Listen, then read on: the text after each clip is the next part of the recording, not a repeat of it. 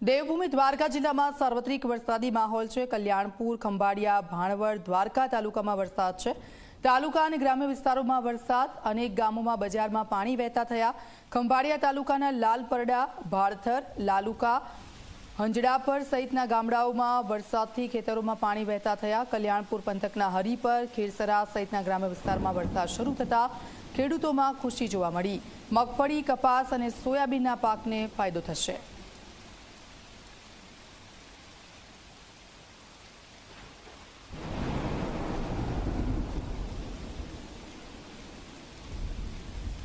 દેવભૂમિ દ્વારકામાં ધોધમાર વરસાદ, શહેરના બજારોમાં પાણી વહેતા થયા। રેલવે સ્ટેશન રોડ પર પાણી ભરાયા। ઘૂંટણ સુધીના પાણી ભરાતા હાલાકી, રાહદારીઓ અને વાહન ચાલકો પરેશાન થઈ ગયા।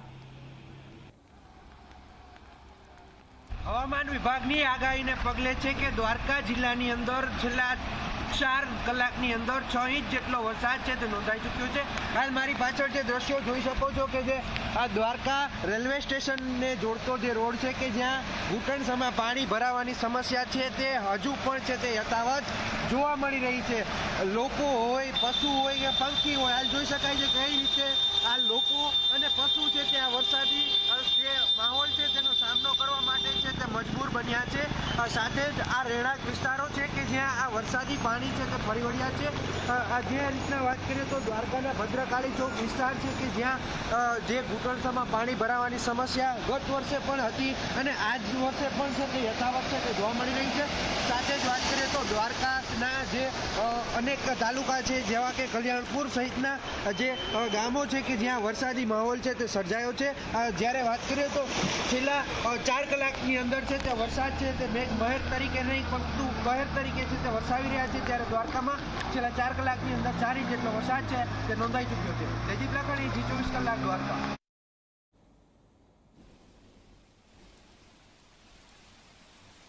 તો દેવભૂમિ દ્વારકા જિલ્લામાં વરસાદી માહોલ, દ્વારકાના ભદ્રકાળી વિસ્તારમાં પાણી ભરાઈ ગયા છે।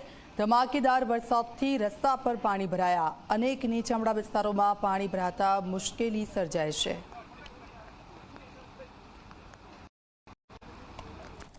છેલ્લા 4 કલાકની અંદર 4 ઇંચ જેટલા વરસાદે દ્વારકા સાથે ક્યાંક પાણીની વચ્ચે જ છે તે રહેવા છે તે મજબૂર છે તે કરી ચૂક્યો છે। હાલ મારી પાછળ જે દ્રશ્યો જોઈ શકાય છે કે જે ભદ્રકાળી ચોક વિસ્તાર છે કે જ્યાં પાણી ભરાવાની સમસ્યા યથાવત છે તે જોવા મળી રહી છે। તંત્રની પ્રી મોન્સૂન કામગીરી છે માત્ર જ કાગળ પર છે તે જોવા મળી રહી છે।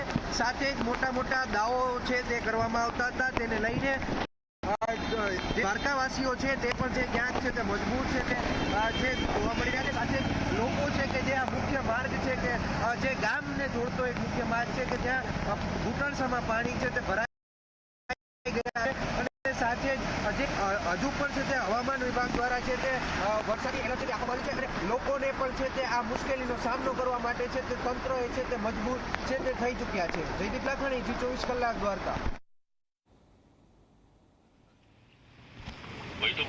તો દ્વારકામાં સતત વરસાદ અને તેના કારણે નીચાણવાળા વિસ્તારો સૌથી વધારે પ્રભાવિત થયા છે અને આ દ્વારકાના દ્રશ્યો આપ જુઓ। બીજી તરફ વીજ પુરવઠો પણ ખોરવાઈ ગયો છે એટલે લોકોને હાલાકીનો સામનો કરવો પડી રહ્યો છે। સતત વરસાદ અને જે સિસ્ટમ એક્ટિવેટ થઈ છે તેના કારણે સૌરાષ્ટ્ર અને દક્ષિણ ગુજરાતમાં વરસાદનું જોર વધારે છે। દ્વારકાના અલગ અલગ વિસ્તારોના આ દ્રશ્યો, ઘરમાં લોકોના પાણી ફરી વળ્યા છે, દુકાનોમાં પાણી ફરી વળ્યા છે અને જે રસ્તાઓ છે રસ્તાઓ સંપૂર્ણપણે બ્લોક થઈ ગયા છે પાણી ભરાવાને કારણે। તો બીજી તરફ નદીઓ, જળાશયો ઓવરફ્લો થઈ ગયા છે। સારા એવા પાણીની આવક નદીઓ અને જળાશયમાં। ગોમતી ઘાટના આ દ્રશ્યો આપને બતાવી રહ્યા છે। ભારે વરસાદથી જે ગોમતી ઘાટની સીડીઓ છે ત્યાં પણ પાણી વહી રહ્યા છે।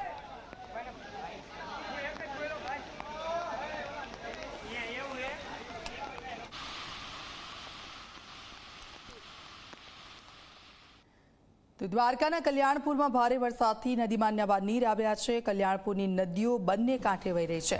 ટંકારિયા ગામની નદીમાં ઘોડાપુર, નદી કાંઠાના વિસ્તારોને એલર્ટ કરાયા।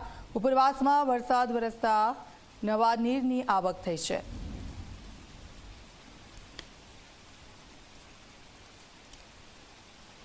દ્વારકામાં સવારથી સતત વરસાદ, કલ્યાણપુરમાં ભારે વરસાદથી નદીઓમાં નવા નીર આવ્યા છે। નદીઓ બંને કાંઠે વહી રહી છે। કલ્યાણપુરના આ દ્રશ્યો, બીજી તરફ રસ્તાઓ પણ બ્લોક થઈ ગયા છે, રસ્તાઓ પર પાણી ફરી વળ્યા છે.